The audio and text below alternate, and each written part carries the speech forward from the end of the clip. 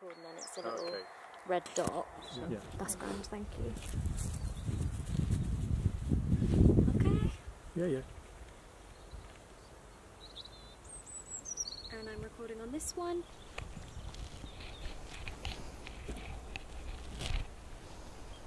Okay. Clap, please. Hello, I'm Katie and I'm one of the co-producers of this vlog, and the more I work with Chrissie, the more I see that she is a natural born storyteller and that it's what she loves to do and it's what she's really brilliant at. So today I've brought her back to the little hamlet that she grew up in, and I'm hoping that it's going to stir some memories that helped shape the book and also her beginnings. Well, this crossroads, as a child, it felt like the centre of the universe to me. The roads led into the town, the cities, and the outside world, but this was my world.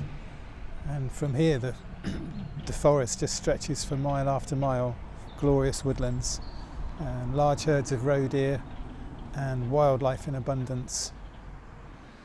Probably one of the highlights of my year was watching the bike races come through, where they'd turn on the crossroads here, and there would always be swearing, loads of swearing, as the riders fighting for position and an attack out of the corner. Yeah, special memories.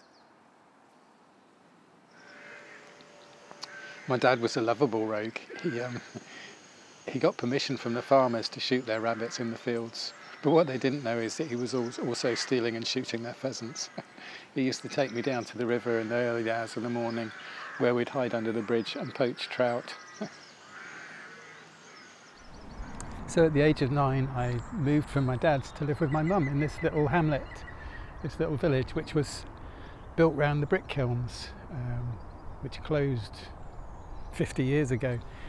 Our home was a little 2-up, 2-down labourer's cottage for the brick kilns, with no mod cons. It was pretty basic. Tiny village, no shops, no church, just 2 pubs for the brick kiln labourers, thirsty work. But here I grew up and I just wandered in the woods, grew up wild. I loved it. It was beautiful.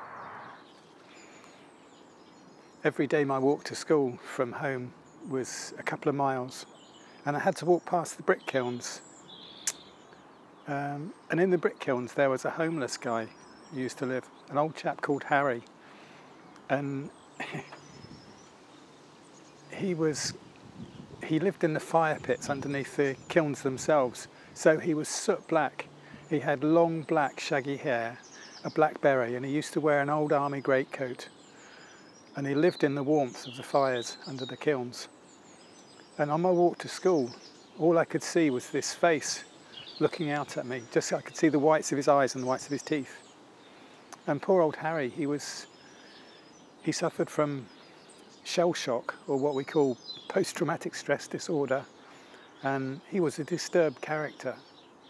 But as a child he used to terrify me, and I almost used to run past the kilns. I was so frightened of Harry. What I didn't understand about Harry as a young child was that Harry had post-traumatic stress disorder, or what they called shell shock from the Second World War, which meant he was a